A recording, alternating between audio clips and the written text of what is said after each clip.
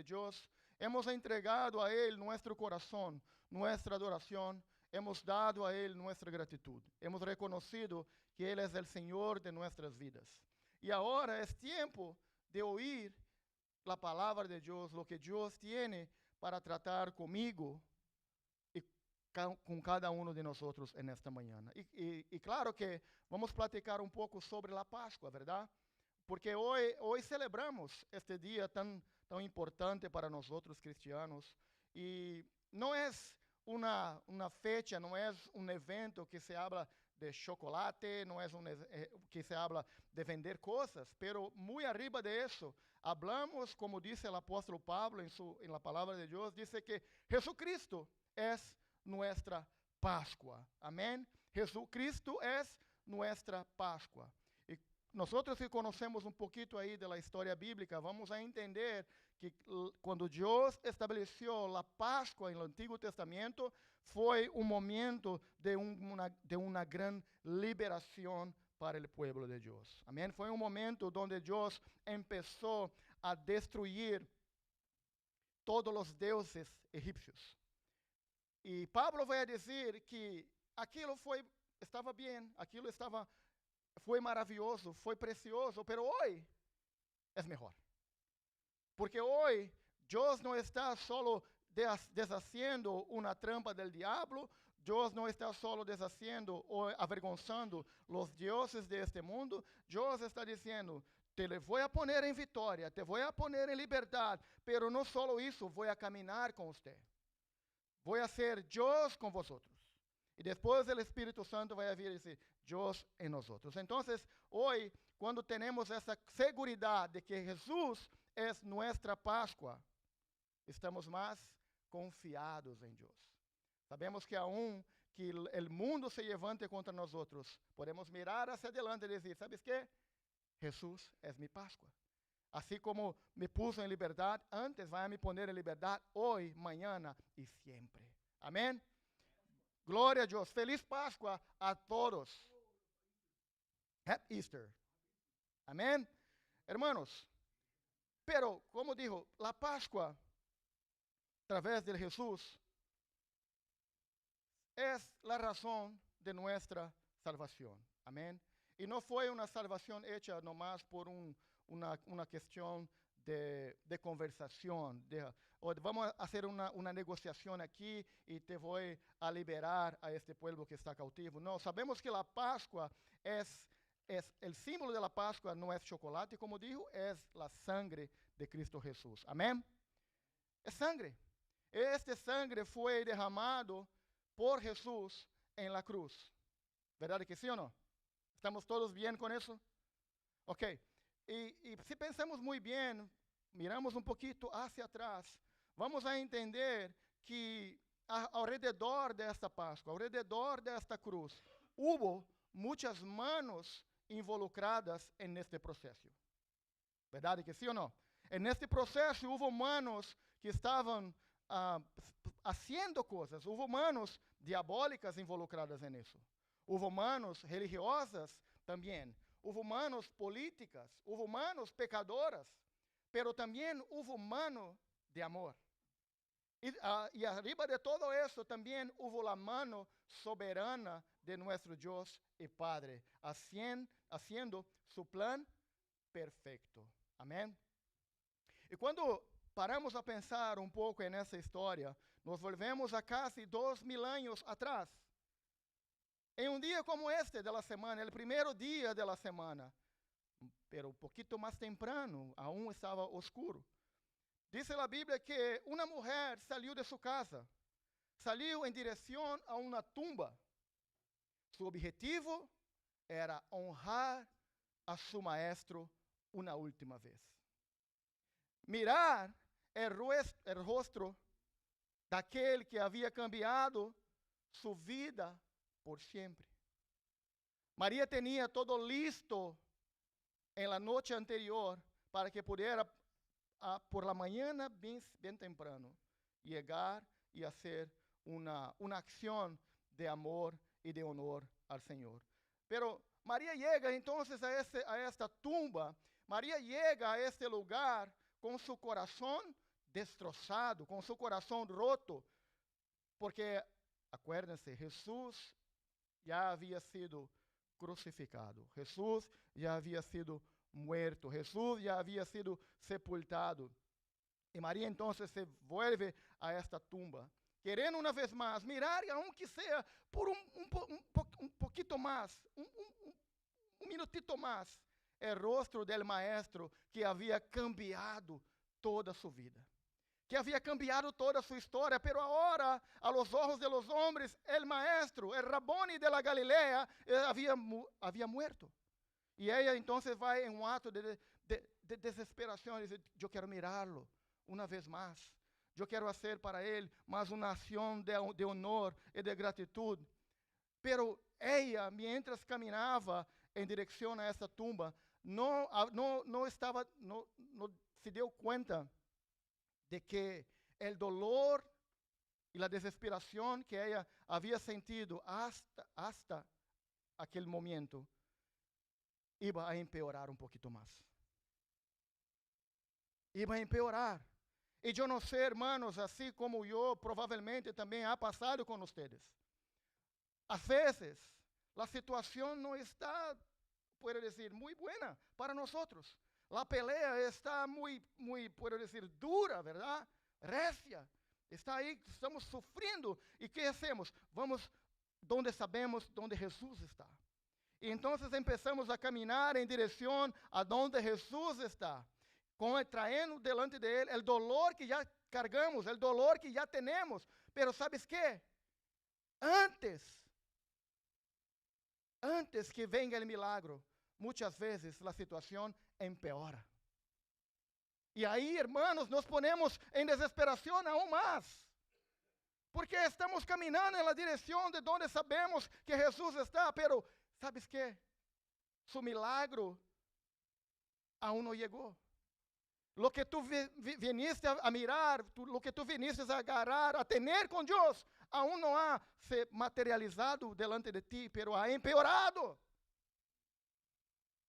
¿Y qué hacer, hermanos?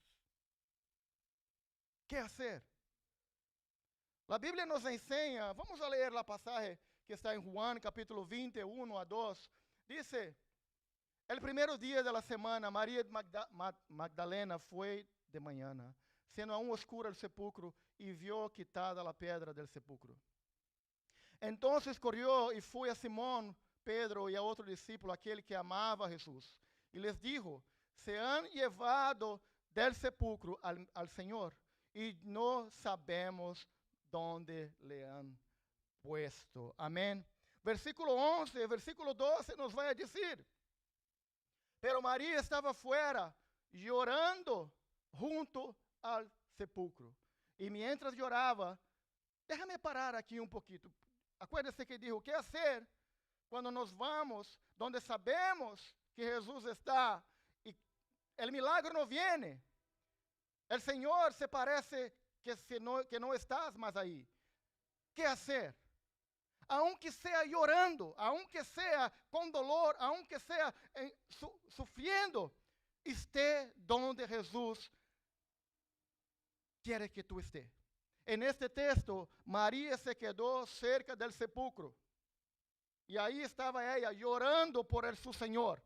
Llorando, yo estoy aquí para mirar a mi Señor y yo no sé dónde le han puesto. Hermano, si Dios te ha puesto en su corazón un sueño, una visión, un plan, y tú estás caminando en dirección a esta visión, a este plan, a este proyecto de Dios, y ahí se mira que está empeorando, ¿qué hacer? Quédate firme en el proyecto de Dios. Quédate firme en lo que Dios te dijo para hacer. En ese contexto, María estaba buscando a su Señor. Quería una vez más mirar a su Señor. Y seguimos, o versículo dice que mientras lloraba, se inclinó para mirar dentro del sepulcro. Y vio a dos ángeles con vestiduras blancas que estaban sentados, el uno a la cabecera y el otro a los pies, donde el cuerpo de Jesús había sido puesto. Hermanos, yo brinqué algunos versículos de ese capítulo, después tú puedes leer. Pero lo que pasa aquí es que cuando María se dio cuenta que el cuerpo de Jesús ya no estaba allá, se volvió a la casa, llamó a los discípulos y ellos vinieron para mirar lo que estaba pasando. Pero ¿sabes qué? Se dieron cuenta que Jesús no estaba allá. Y el versículo 12 va a decir que ya no estaban más ellos. No estavam mais allá. Todo que Maria mirou adentro del sepulcro foi um sepulcro vazio com 2 ángeles. Todo. ¿Dónde estavam os discípulos? Maria aún estava allá. Não, eu tenho que entender que ha passado. ¿Dónde han puesto a mi Senhor? ¿Dónde han puesto a mi Senhor? Amém? O versículo 13 nos vai a dizer: e lhe dijeron, los ángeles le dijeron, mujer, ¿por qué lloras? Les dijo, porque se han llevado a mi Señor y no sé dónde le han puesto. No sé dónde le han puesto. Hermanos, esta es una pregunta que nace de un dolor de alguien que tuvo su vida transformada. No foi salvada de um dolor de cabeça, não foi salvada de algo, de uma gripa, não foi. Tuvo sua vida transformada por Deus. Depois que conheceu a Jesus, já não se conhecia mais a mulher que era antes. Era outra coisa. E Maria, então, está dizendo, com seu dolor, hace uma pergunta sencilla, uma pergunta sincera, e diz: ¿dónde han puesto a mi Señor? Y este es el tema de nuestra mensaje en el día de hoy. ¿Dónde han puesto a mi Señor? Amén. Y con la gracia de Dios, hermanos, hoy nosotros vamos a echar un vistazo a esta pregunta. Vamos a mirar esta pregunta con diferentes personajes o situaciones, porque tenemos que entender y contestar a esta pregunta. ¿Dónde cada uno de estos personajes han tratado de poner a mi Señor? Amén. ¿Estamos bien? ¿Vamos a este viaje? Glória a Deus. Hermanos, el primer personaje que vamos a hablar aquí en este viaje es conocido de muchos de nosotros, es temido por muchos de nosotros, pero no deberíamos temerlo, para nada. El primer personaje que vamos a hablar aquí, que ha tratado de poner a Jesús en diferentes situaciones, en diferentes lugares, es el diablo. El primer personaje de nuestra historia aquí es el diablo. Él quiso poner a Jesús en derrota. El diablo quiso poner a Jesús en derrota. Y el primer paso que trató él empieza ahí en el capítulo 4 del libro de Mateo, en el versículo 8, que nos va a decir a través de la tentación de Jesucristo. Dice que otra vez le llevó el diablo a un monte muy alto y le mostró todos los reinos del mundo y la gloria de ellos. Y le dijo, todo esto te daré si prostrado me adorares. Entonces Jesús le dijo, vete, Satanás, porque escrito está, al Señor tu Dios adorará y a Él solo servirás. Amén. El diablo trató de poner a Jesús en una trampa y decir, mira, te voy a dar todas esas cosas. Si tan solamente prostrado me adorares. Aunque el diablo conocía y sabía con quién estaba hablando, aún así trató de poner a Jesús en derrota. Porque si Jesús lo aceptaba esto, nosotros aquí no estaríamos aquí. Estaríamos en el infierno. Pero el diablo trató de poner a Jesús en derrota. Primero, a través de esa tentación. Segundo, el diablo trató de poner a Jesús en derrota, sacándole la vida, quitándole la vida, matándole. El libro de Lucas, capítulo 22, versículos 3 a 5, nos va a decir, y entró Satanás en Judas, por sobrenombre Iscariot, el cual era uno de los 12. Y este fue y habló con los principales sacerdotes y con los jefes de la guardia de cómo se lo entregaría. Ellos se alegraron y convinieron en darle dinero. Amén. Entonces Satanás llenó el corazón de Judas. Creía él, como el Espíritu Santo nos direccionó en la administración hace un ratito, creía él que matando a Jesús, ya lo gané. Esto es lo que creía. Entonces, el primero que trató de poner a Jesús en lugares que no deberían fue el diablo.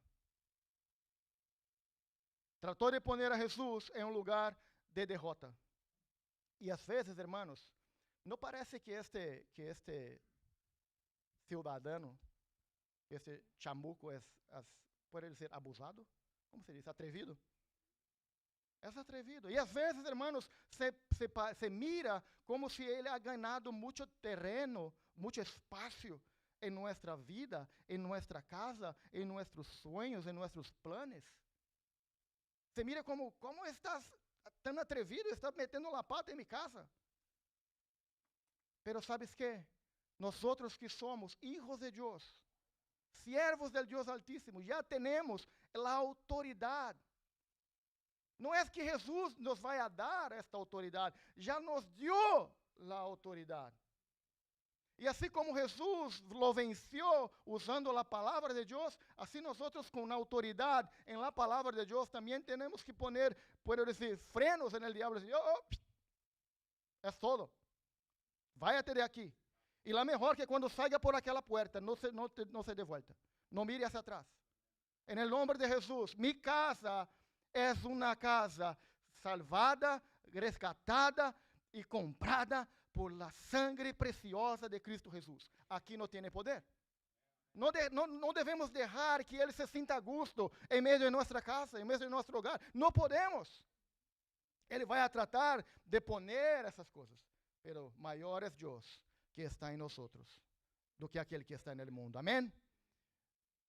Número 2, o a lo mejor, una frase aquí para nosotros. El diablo pensó que estaba destruyendo a Jesús, pero en realidad estaba abrindo el camino para su propia derrota, su vergüenza y su humillación. Amén. No sé si le entenderam esta frase. Voy a leer de nuevo. El diablo pensou que estava destruyendo a Jesús, pero en realidad estaba abrindo el camino para su propia derrota, su vergüenza y su humillación. Dios es especialista, es experto en cambiar los planes de mal del diablo en bendición para nuestras vidas. Às vezes el diablo está pensando, yo estoy ganando. Y no se está se dando cuenta que está haciendo su propia cueva. Y su propio hoyo se va a meter en él porque más grande, más fuerte, más poderoso es el Señor que está en nosotros y que obra a través de nosotros. Amén. Número 2. La segunda clase de personas que estaban ahí involucradas en esta, tratando de poner a Jesús en diferentes posiciones, fueron los religiosos. Fueron los judíos, los saduceos, los fariseos, los religiosos que estaban ahí, los religiosos de turno. Echaron fuera a Jesús de su sistema de culto. O sea, pusieron Jesús afuera. Tenemos nuestras reglas, tenemos nuestros ceremoniales, tenemos nuestras leyes. No necesitamos de usted. No necesitamos que venga con nosotros. No, estamos seguros en nuestra tradición. Estamos seguros con nuestra cultura. Estamos seguros y fiados en eso. Somos hijos de Abraham. Y Jesús le va a decir, ¿sabes qué? De esas piedras yo puedo levantar hijos a Abraham. Entonces, echaron Jesús fuera. O sea, lo pusieron afuera del servicio de Dios. Amén. Porque el templo en realidad era para servir a Dios. Pero para los judíos no era lugar para Jesús. Jesús no tuvo lugar en la religión. Pero, ¿sabes qué? Ese tampoco era el plan de Dios. Jesús no quería tener un lugar en la religión.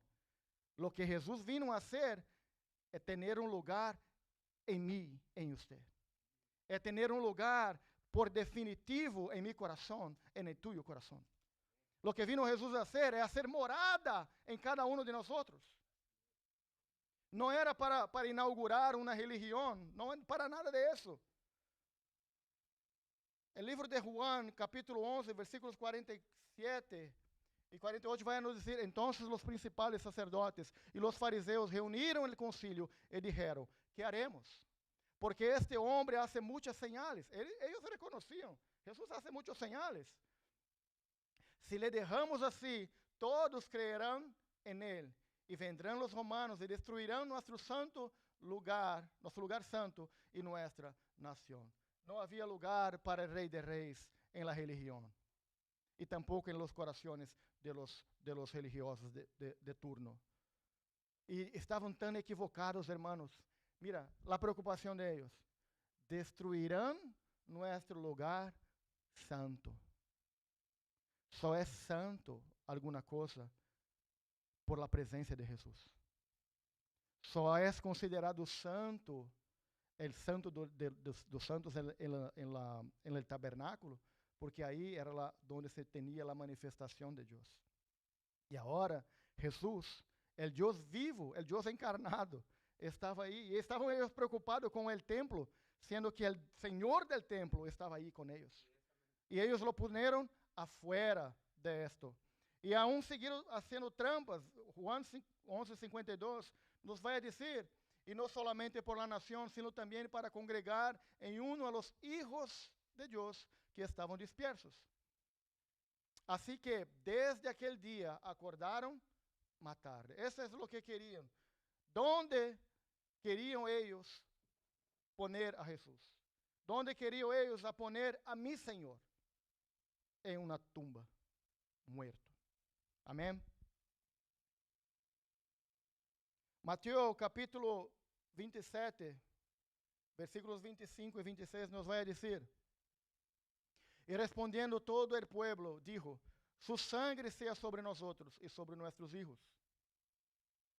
Entonces le soltó a Barrabás, y habiendo azotado a Jesús, le entregó para ser crucificado. Ellos não estavam preocupados com mais nada. Todo o que queriam eles, em realidade, era sacar Jesus del meio da equação. Era sacar Jesus del meio del templo e fazer com que ele se fuera muerto. Pero não sabiam eles.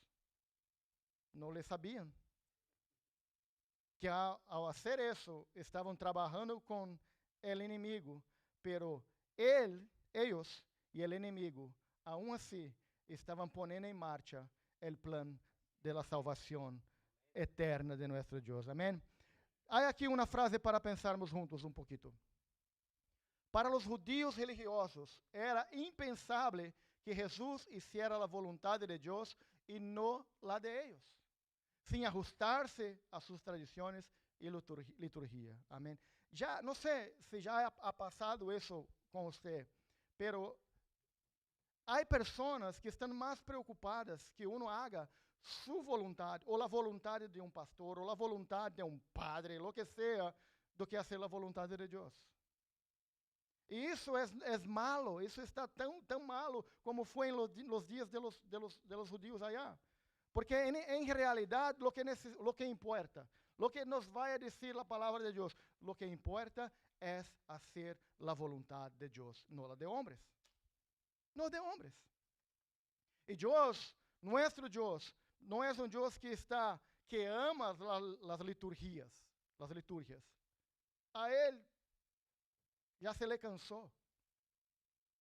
Lo que ama Jesus, lo que ama Deus, nosso Padre, é quando nós chegamos delante de Ele com um coração quebrantado, com um espírito quebrantado delante de Ele, ensinando a Ele nossa hambre por Ele, ensinando a Ele nossa sede por mais de Ele, ensinando a Ele nossas limitações. Ele, Padre, eu sou limitado, eu necessito de você. Eu necessito que cambie minha vida, me cambie minha maneira de mirar as coisas, para que eu pueda traerte em um lugar de honor em minha vida. Deus não está, a Deus, hermanos, Deus não vem a este serviço. Mira, eu sei que vou chegar na igreja Renascer. Vamos fazer a abertura. Depois, vão a cantar aí 5 alabanças, 6 alabanças. Depois, vamos a sacar, temos os anúncios, o dízimo, a palavra, e por fim vamos a orar. Esse é o processo, e assim tem que ser. Deus, sabe, Deus não se importa disso.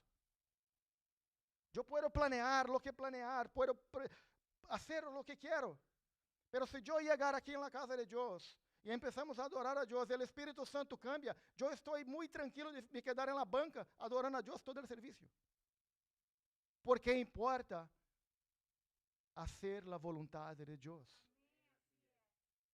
Eu não venho aqui já com uma expectativa de, já sei que vai passar. Ele vai ministrar. Dom Fernando vai sacar o dízimo. Não, hermano, eu venho com, como pode dizer, com um livro em branco. O que queres fazer, Deus? O que queres fazer? Haga o que quieras. Porque isso é que importa como igreja, hacer su voluntad. Porque como igreja, nós temos que poner a Jesus em um lugar de honor. E o lugar de honor é um lugar onde Ele manda, não nós. Amém? Será, hermanos, que todavia existe esse espírito religioso que miramos em los sacerdotes, em los saduceus? Será? Será que existe? Será que, talvez em Brasil haya esse espírito de religiosidade? Passou por México também, verdade? Ok, glória a Deus por isso. Será que há pessoas que le amam mais a liturgia do que a presença de Deus? Será? Será que se tu estás aqui e algo sai do que tu não estavas esperando, era para cantar 4, ela cantaram 5. Padre, onde vai acabar isto? Onde vai terminar?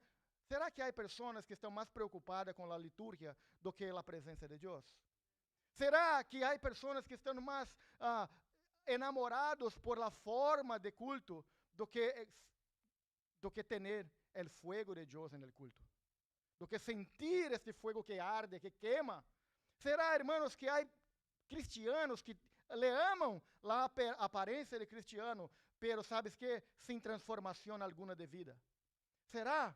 Será que há pessoas que amam o conceito de igreja, de templo e todo isso, pero estão lejos de ser uma igreja gloriosa de Cristo Jesus, uma igreja que hace, uma igreja em ação? Será que há?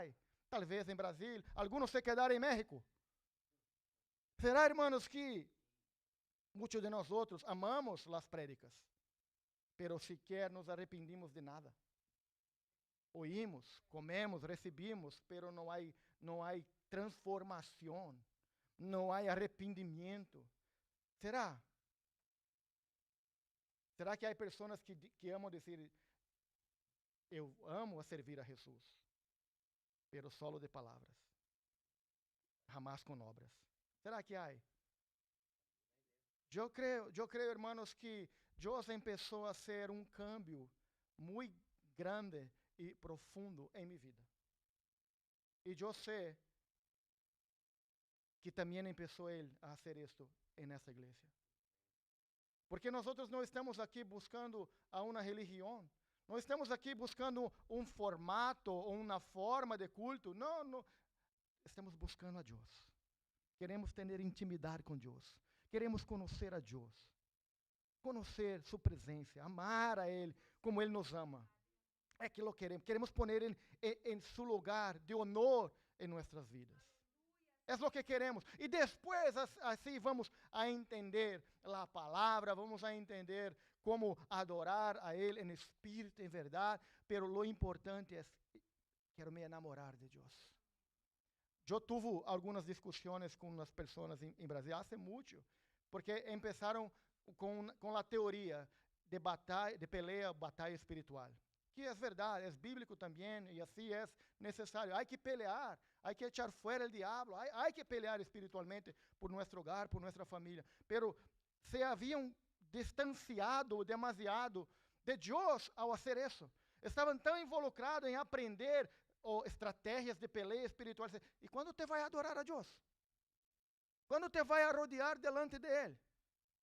Porque te garantizo, se tu tienes intimidade com Deus, se tu estás al pé de Jesus, se tu estás enamorado por Deus, caminhando com Ele, quando que o diabo te vai herir? Quando? Así es, nunca. ¿Sabe por qué? Mira, para hacer una cosa más natural, ¿verdad? Más de nuestro mundo. Por Salmos 91. Por personas naturales, terrenales. ¿Quién tiene hermanos menor?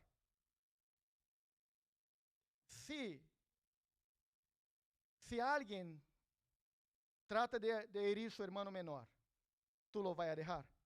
¿Que vai? No va. Así, somos personas de este mundo y así somos. No voy a dejar que nadie hira mi hermano menor. Yo tenía un primo en Brasil que se encantaba se meter en confusión, porque sabía que toda vez que me metía en confusión yo estaba por él. A veces me decía, voy a salir para arrumar una pelea para usted. Pero en aquel tiempo no prestaba, ¿verdad? Era basura. Entonces, lo que voy es que, ¿cómo es que el diablo te va a herir mientras tú estás sentado a los pies de Jesús? Entonces, ese es el punto. Hay que dar prioridad a lo que es prioridad. Y la prioridad es la buena parte. Y la buena parte es estar a los pies del Señor. Y después vamos a entender las sectas, las religiones, las hechicerías. Hay personas que se temblan por hechicería. Temblan, tienen miedo. ¿Por qué? Porque estás lejos de los pies de Jesús. Você está sentadito ahí, a los piecitos de Jesús. ¿Qué va a pasar con los hechiceros? Cuando Jesús llegó cerca de unos endemoniados, ¿qué pasó? El endemonio salió delante de Jesús, hijo de David. ¿Por qué viene nos aterrorizar, atormentar? Mira, Jesús no estaba haciendo nada. Estaba pasando. ¿Sabes qué? ¿Quieres pasar por el valle de la sombra de la muerte y no sufrir daño alguno? Date mano a Él. Camina conmigo, Jesús. Voy a pasar en medio de este valle de la sombra de la muerte y nadie me hará daño. Hay que poner las cosas como son. Entonces es importante conocer, es importante tener una estructura teológica, pero acima de todo eso es necesario, es imprescindible que tengamos intimidad con Jesús. Amén. Hermanos, outra frase aqui para pensarmos um pouquinho mais. Há religiosos que todavia preferem a Jesus colgado em la cruz. Porque um Cristo muerto não les exige nada, pero el Cristo vivo confronta, gobierna e transforma. Porque a mim me causa espanto mirar a pessoas que levam uma cruz com Cristo aí colgado. ¿Por qué me espanta? Me espanta porque es una declaración de que sigue allá. Pero no está. Pasó por allá. ¿Sabe por qué pasó por allá? Porque estaba en misión de rescate.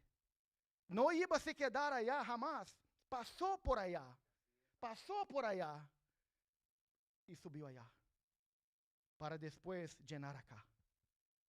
Amén. Entonces lo que voy es que un Cristo que está colgado, que está muerto, es aceptar que el diablo venció. Eso es serio. Eso es serio. Porque si él sigue colgado acá, no hubo resurrección.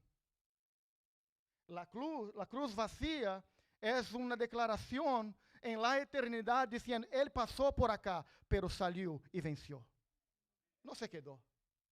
Amén. Entonces hay que poner a Jesús donde Jesús tiene que estar, no en una cruz.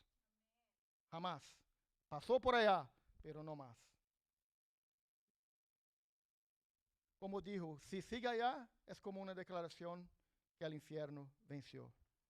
Pero nosotros conocemos muy bien la historia. Nosotros sabemos que la muerte no pudo detener el donador de vida. Gloria a Dios.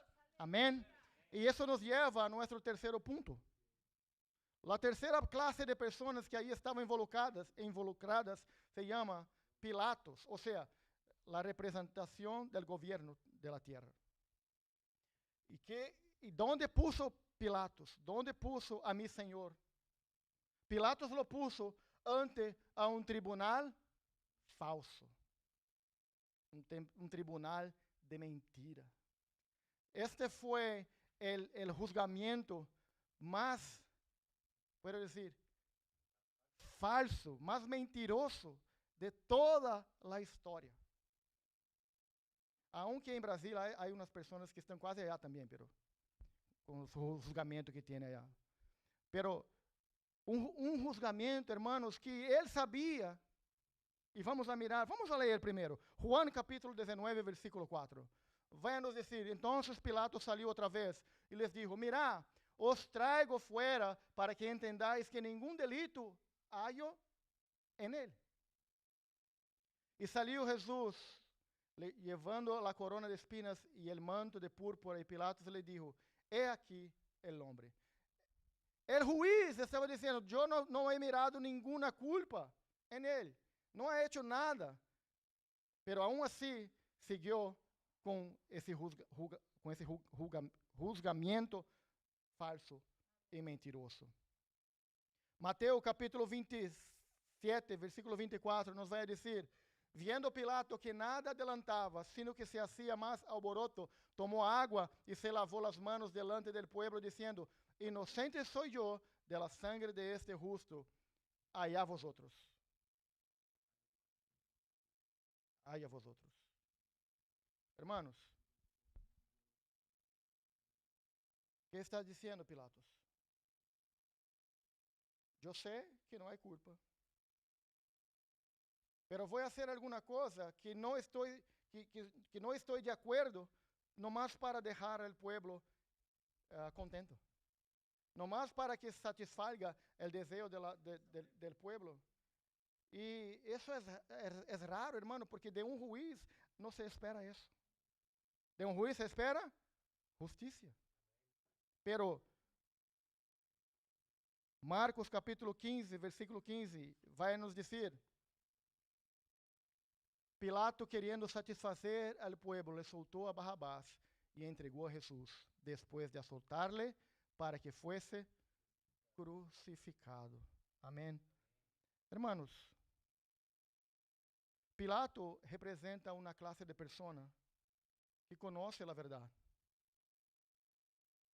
¿Verdad que sí? No, sabía que estaba haciendo era malo, lo conocía, pero aún así seguía haciendo. Y ahí me lleva a una frase para pensarmos juntos aquí también. Pilato representa a la gente que conoce la verdad, pero no tiene el valor de defenderla. Se lavó las manos, pero ni toda el agua pudo quitar su culpa. Pilato conocía la verdad. Pilato sabía lo que debía hacer, pero no lo hizo. Y la pregunta que terminó haciendo, poniendo a Jesús en un lugar de condena, que no lo debería, aún conociendo la verdad. Fue un cobarde, para decir la verdad. Un cobarde. Le lavó las manos. Yeah. Le lavó las manos y dijo, no, ¿sabes qué? No es conmigo. Es con ustedes que decidieron. Hermanos, eso no hace uno cierto. Eso no hace, oh, yo sé que está malo, entonces, pero ¿cómo es Pablo que está haciendo? Hermanos, si nosotros sabemos conocemos la verdad, conocemos la palabra de Dios y actuamos como Pilatos, sabes que no es conmigo. Estamos haciendo la misma cosa. Estamos lavando nuestras manos de alguna cosa que Dios quiere traer a la luz, que Dios quiere sacar de la oscuridad y traer sanidad. Hermanos, conocer la verdad nos pone en una condición de actuar por la verdad. Si tú estás mirando a tu hermano caminando hacia el infierno y no lo dice nada, está haciendo como Pilatos. Está nomás lavando las manos. Y para eso Dios no nos llamó. Y si Jesús está en lugar donde debería estar en nuestras vidas, vamos por esas personas. Vamos por esas personas y decir, mira mi hermano, porque te amo, te le voy a decir. Porque te amo, te le voy a decir que la dirección que está caminando no va a terminar bien. Amén. Y eso, hermanos, vai a nos llevar a nuestro cuarto punto. ¿Dónde nosotros estamos poniendo a nuestro Señor? ¿Dónde nosotros hemos puesto a Jesús? Hemos puesto a Jesús en un lugar de honor en nuestras vidas. Yo puedo decir, sin medo de me quedar equivocado. Muchos de nosotros que aquí estamos, sí, hemos tratado de poner a Jesús en un lugar de honor en nuestras vidas. Voy a repetir, muchos de nosotros que aquí estamos, hemos tratado de poner a Jesús en un lugar de honor en nuestras vidas. Y te digo eso porque estás aquí. Estás aquí. Estás ahí, puedo decir, se esforzando. Aunque muchas veces, no puedo caminar, pero me voy, y estás aquí. Hasta que Dios haga un breakthrough, que le rompa las cadenas de una vez para que tú puedas volar con alas de águila. Pero estás aquí. Pero aún nosotros que aqui estamos, aún nosotros que estamos tentando poner a Jesús em um lugar de honor, muitas vezes também não lo hacemos. Muitas vezes, nossa prioridade também é outra. Nossa prioridade, às vezes, damos mais honor a pessoas, damos mais honor a situações, a eventos, a coisas, do que a nosso Deus. Essa é a realidade. Incluso para mim também, estamos em la mesma, puedo decir, na mesma barca. Todos temos as mesmas necessidades. E que necessitamos é poner a Jesus em seu lugar de honor. ¿Dónde han puesto mi Senhor? Cada uno de nós, hermanos, nessa manhã temos que contestar a esta pergunta. ¿Dónde no ella o él, donde he puesto a mi Señor. Yo no puedo mensurar la vida de nadie que mira, Regiane no está poniendo al Señor como prioridad. No puedo. Y no lo voy a hacer. Pero voy a hacer para mí todos los días, donde he puesto a mi Señor. En el día de hoy, cuando terminar el día, cuando me voy a acostar, voy a hacer essa pergunta e dizer, ¿dónde he puesto a mi Señor en mi día de hoy? ¿Estuvo mi Señor caminando conmigo? ¿O yo estuve lejos de Él todo el día? Eu he traído honor a Él con mis acciones. He traído honor a Él con mis palabras. ¿Dónde he puesto a mi Señor? ¿Será que podemos tener más tempo contestando essa pergunta de uma maneira positiva, dizendo, he puesto mi Senhor em um lugar de honor? Ou será que é o oposto? Muito mais tempo hemos priorizado nossas coisas, nossa vida, do que priorizar ao Senhor. A igreja de Filadélfia lo puso em honor. Apocalipse capítulo 3, versículo 8, nos vai dizer, Jesús diciendo, yo conozco tus obras. He aquí, he puesto delante de ti una puerta abierta, la cual nadie puede cerrar, porque aún tienes poca fuerza, has guardado mi palabra y no has negado a mi nombre. Aleluya. Hermanos, ele conhecia esta igreja. E Jesus sabia que aunque era uma igreja chiquita, pequena, de pequena força, eles estavam priorizando, não só ouvindo a palavra de Deus, porque disse, aguardado mi palavra, todo está aqui dentro de mi pecho, aguardado mi palavra, e não has negado a mi fé.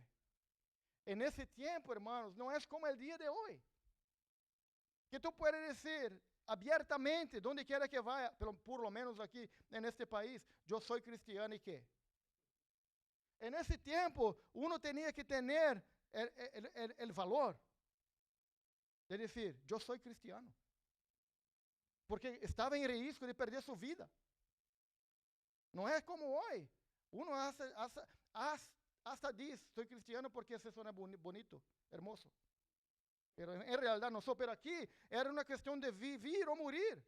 E eu tenho essa palavra de salvação, eu tenho essa palavra de ressurreição, eu tenho essa palavra que Ele logo se hizo carne, morreu por mim, deu sua vida por mim, e eu serei resgatado por Ele, viverei com Ele por sempre. Eu tenho essa segurança, eu sou cristiano. Sirva a Jesus, é meu Senhor. E por outro lado, havia uma outra iglesita, que se chamava a igreja de Laodiceia. O versículo 20 do mesmo capítulo nos vai dizer, he aqui, eu estou à porta e llamo. Se alguno oye mi voz e abre a porta, entrarei a ele, cenarei com ele e ele comigo. O que está malo aqui nesta passagem? Que não estás vendo? Jesus está falando com uma igreja. Sim ou não? A igreja de Laodicea. Que está malo aqui, hermanos? É aqui. Eu estou.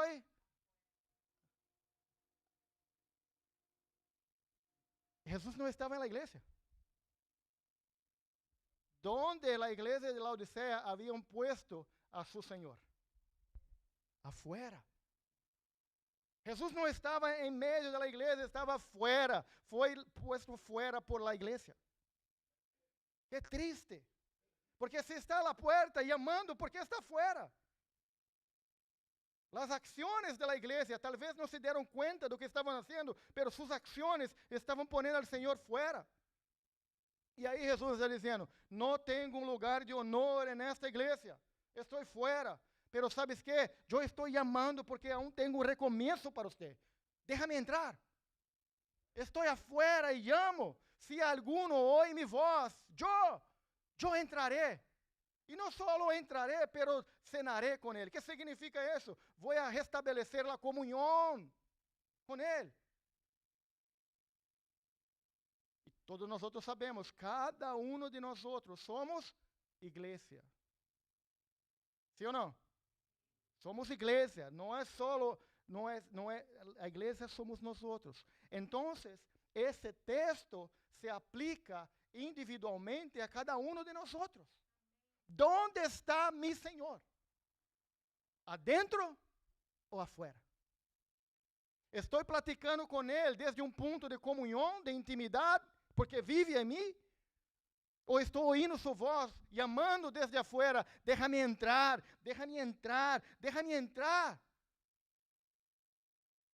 Essa é a contestação que temos que fazer.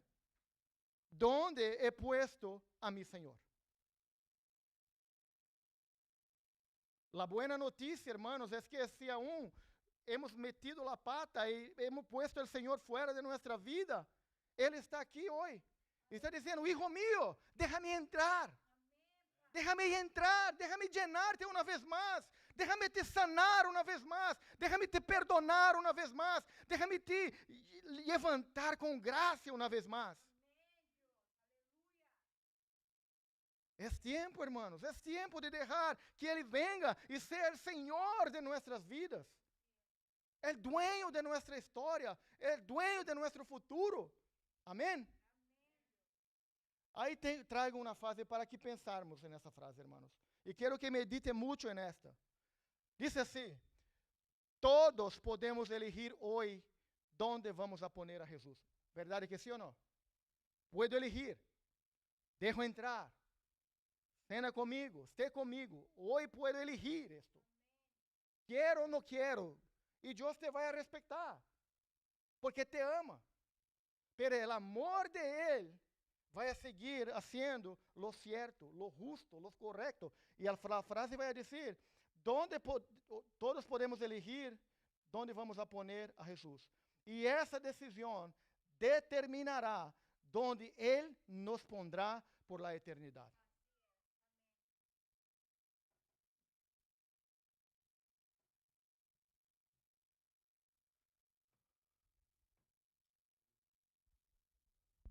Hermanos, é muito sério. É muito sério. Com temor de Deus, te lo digo. A eleição que hiciéramos vai a determinar a resposta de Ele en el dia de la eternidade.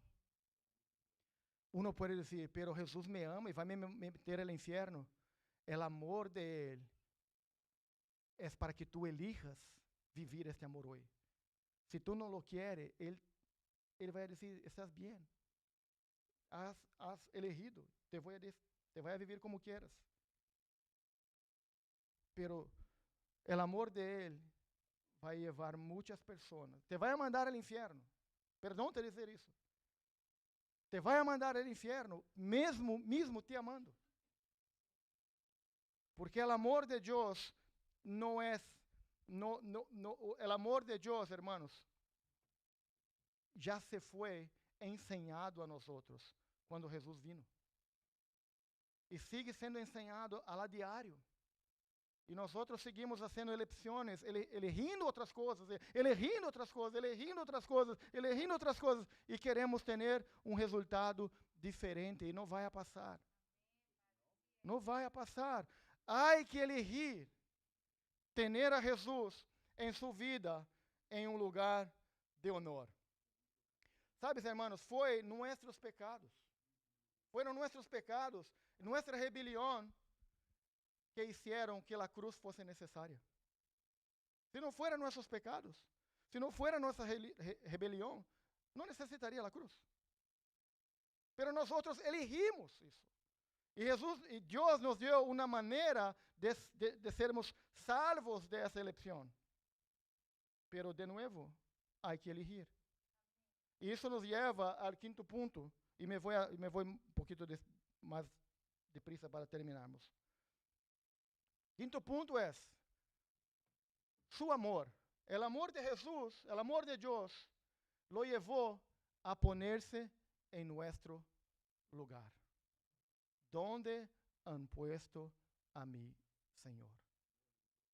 Jesús se puso a Él mismo en mi lugar de condenación, en mi lugar en la cruz. Él lo puso él mismo. No fue el Imperio Romano, no fue los judíos, no fue Judas, fue su amor. Su amor lo llevó a ponerse en este lugar de redención para mi vida, de redención para su iglesia, para su pueblo. Una cosa que yo he aprendido, hermanos, la gracia, la salvación, me es dada de gracia, pero costó un precio muy alto. Muy alto. No podemos tener una gracia barata, una gracia que, ok, no, costó todo que Él tenía. Su sangre, su vida. Y no fueron los clavos que le agarraron, le dejaron colgado en la madera. No fueron, hermanos. Fue mi pecado. Fueron mis rebeliones. Su amor lo sostuvo allá hasta el fin. Hasta el fin. Yo he aprendido. Sabe quando os judíos estavam gritando e dizendo, quando Pilatos dijo, oh, tenemos a Barrabás. ¿Quieres que suelte a Barrabás? ¿O quieres que soltemos a Jesús, el rey de los judíos? ¿Qué dijeron el pueblo? Danos Barrabás. Liberta-nos Barrabás. E eu he aprendido há muitos anos, Barrabás sou eu. Barrabás sou eu. E te lo explico. Barrabás estava arrestado, encadenado, pero não estava já de inocente. Era um assassino. Era um homem peligroso. Um homem malo. Estava já em condena por justa razão. Estava em sentença de morte. Iba a morir. Iba a morir. Estava uma questão de horas, dias, pero iba a morrer. Barrabás sou eu. Este homem em condenação sou eu. Este homem malo sou eu. Este homem que merecia a muerte sou eu. Este homem que merecia a cruz sou eu. Este homem que merecia o inferno sou eu. Barrabás sou eu. Sou eu. É cada um de nós outros. É muito sencillo, dizer, mira, esses judíos estão dizendo, dá-nos Barrabás, pero Barrabás sou eu. E ele agarrou a cruz que era de Barrabás, agarrou a cruz que era minha. Seguiu por la via dolorosa, carregando a cruz que era minha. Recibiu os latigos, as punições que eram minhas. Não era de ele. Barrabás sou eu. Sou eu. Se eu puder ler esse texto milhas e milhas de vezes, vou passar sempre, quando chega a Barrabás, e dá-nos Edson. Libera Edson. Queremos Edson. Crucifica Jesus. Crucifica Jesus. Libera-nos Edson. Essa classe de amor que eu quero que cada um de nós venhamos a conhecer. Um amor que nos vai a sacar de nossas condenações, que nos vai a sacar de nossas prisões, que nos vai a ensinar, mira, eu conosco, eu sei quem tu eres. Eu sei o que tu haces. Eu sei. Eu sei que foi por isso que me echaste fora de sua casa. Eu sei que foi por isso que eu estou afuera, chamando, dizendo, deixa-me entrar. Eu sei que és basura, meu filho, pero eu quero cambiar seu interior, limpiar sua vida, para que tu não seas mais basura, mas para que tu puedas ser meu príncipe, meu filho amado. Eu sei. ¿Crees que Jesus te chamou não conhecendo a você? Não conhecendo a mim? Ele sabe. Ele sabe. Não sei se tu puedes dizer como eu, pero te animo que uma vez pare a pensar um pouquinho. Talvez tu vai chegar à mesma conclusão que eu, Barrabás, sou eu. Jesus nos amou solo de palavras, irmãos.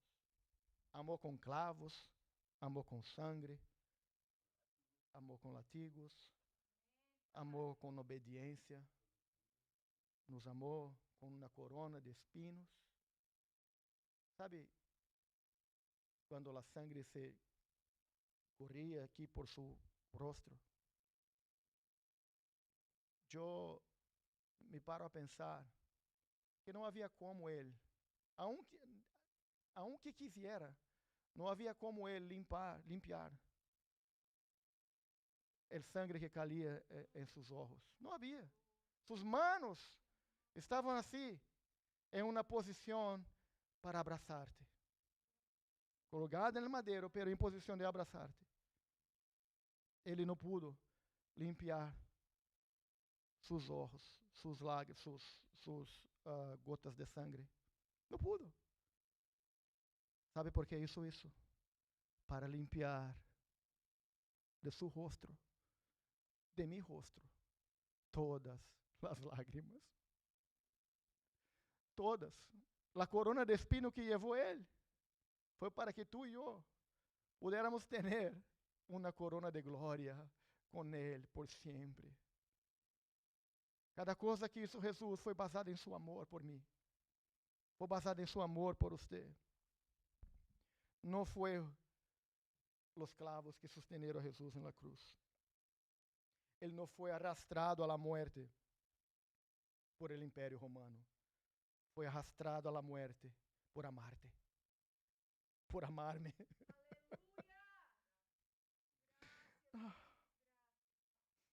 Aleluia. Juan capítulo 13, versículo 1 nos vai dizer: antes de la festa de la Páscoa, sabiendo Jesús que su hora había llegado para que pasase de este mundo al Padre, como había amado a los suyos que estaban en el mundo, los amó hasta el fin. Ele te vai seguir amando hasta el fin. Quando Jesus bradou em la cruz del Calvário e dijo: consumado es, ou em grego tetelestai, não foi uma expressão, não foi um brado, não foi um grito de derrota. Foi um decreto de vitória. Foi um decreto de vitória que ecoa por la eternidade. O diabo estava pensando, não, entregou sua vida, derrotado, perdeu. E mal sabia eles que par de horas el infierno temblaria com a presença dele. Aleluia! Porque a palavra de Deus nos vai a dizer o que passou depois. E vamos ao sexto ponto. ¿Dónde han puesto a mi Señor? Dios nuestro Padre lo puso como Redentor glorioso. Los hombres pueden poner afuera. El diablo trató de ponerlo en derrota. Los religiosos sacaron él de su sistema de adoración. Nosotros às vezes lo ponemos em honor, outras vezes não estão em honor. Pero que hizo el Padre? ¿Qué hizo? Durante este proceso, hermanos, hubo, sí, la maldad humana. Hubo las trampas del enemigo. Hubo traición, rechazo, dolor, humillación, muerte. Pero encima de todo eso también estaba el Padre ejecutando su plan eterno de redención. Colossenses capítulo 2, versículos 13 a 15. E me vou terminando com isso e dice: e a vosotros, estando muertos em pecados, em la incircuncisión de vuestra carne, os dio vida juntamente com ele, perdonando-os todos os pecados, anulando la acta de decretos que havia contra nosotros, que nos era contrária, quitándola de en medio e clavándolo en la cruz. E despojando a los principados, las potestades, los exhibió públicamente, triunfando de ellos en la cruz. Donde puso el Padre al Hijo? Donde puso el Padre su Hijo amado? En victoria, en gloriosa vitória, em triunfante vitória. Los principados, las potestades, Jesús lo venció. Nuestras deudas, nuestros decretos que eram contra nosotros, Ele los quitou de nuestro medio e los cravó en la cruz, diciendo: esta deuda lo pago yo. Los Barrabás, yo los compré a todos. Yo los compré a todos. Aleluia. Hechos, capítulo 2, versículos 22, vai nos dizer: varones israelitas, oí essas palavras: Jesús Nazareno, varón aprovado por Dios entre vosotros con las maravillas, prodigios y señales que Dios hizo entre vosotros por medio de él, como vosotros mismos sabéis. A este entregado por determinado consejo e antecipado conhecimento de Deus. Hold on. Não foi o Império Romano. Não foram os judeus. Foi antecipado conocimiento, consejo de la parte de Dios. Dios ha planeado tu redención. Dios ha planeado mi salvación. No fue una corrección de plan, no. Y el texto sigue diciendo, a este entregado por el determinado consejo de Dios, anticipado conocendo de Dios, prendiste y mataste por las manos de inicuos, crucificándole, al cual Dios levantó, suelto de las dolores de la muerte, por cuanto era imposible que fuese retenido por ella. La muerte, una vez más voy a decir, no pudo detener el donador de la vida. Y termino con Filipenses capítulo 2, versículo 8 hasta el 15. Y vamos a nos poner de pie, por favor, hermanos. Y dice la palabra de Dios, y estando en la condición de hombre, se humilló a sí mismo, haciendo obediente hasta la muerte, y muerte de cruz. Pelo cual Dios también le exaltó hasta lo sumo, y le dio un nombre que está sobre todo nombre. Para que el nombre de Jesús, para que el nombre de Jesús, para que el nombre de Jesús doble toda rodilla de los que están en los cielos, en la tierra y debajo de la tierra. Y toda língua confese que Jesucristo es el Señor, para la gloria de Dios Padre. ¿Dónde han puesto a mi Señor? El Dios nuestro Padre lo puso en el lugar más alto que hay, más sublime que hay. Le dio un nombre que está sobre todo nombre, en los cielos, en la tierra y abajo de la tierra. Para que el nombre de Jesús, toda rodilla se vaya a doblar delante de Él y vaya a confesar que Él es el Señor, para la gloria de Dios nuestro Padre. Cierre tus ojos. El diablo lo quiso derrotar. La religión lo quiso rechazar. Pilatos lo quiso condenar. Nuestros pecados llevaron a Él a la cruz. Su amor lo sostuvo allá hasta el final. Pero el Padre lo levantó con poder. Y ese Cristo que resucitó, esta mañana está aquí para salvar, para perdonar, para te restaurar. Se de alguna maneira tu has puesto Ele afuera de sua vida, Ele está a la puerta dizendo, déjame entrar, déjame entrar, déjame cenar contigo una vez más. Quero ter comunhão contigo uma vez mais. Quero restaurar-te. Quero romper as cadenas que estão te alejando de minha presença. A última palavra sempre vendrá do Senhor. E Ele está aqui, te dizendo uma vez mais, te hablando uma vez mais.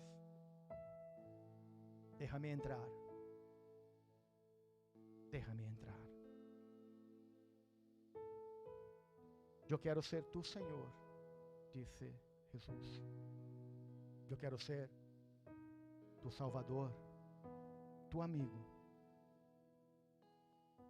Quero que tenhas intimidade comigo, disse o Senhor. Quero que se aqueles mis pés, esteja seguro, esteja confiado em mim. Padre, aqui estão, Senhor Deus, mis hermanos, Padre, e também os que nos acompanham, Deus, por las redes sociais. Bendice a eles, Deus, que eles possam conhecer-te a Ti em seu hogar. Que eles possam, Padre Santo, aprender, ó Padre, que só há uma maneira, Deus, de Te servir. E é te poner, Deus, em um lugar mais alto de maior honor, Dios, en nuestras vidas. Bendice os irmãos que estão em la casa. Ayúdalos. A ellos uma semana de paz e bendição.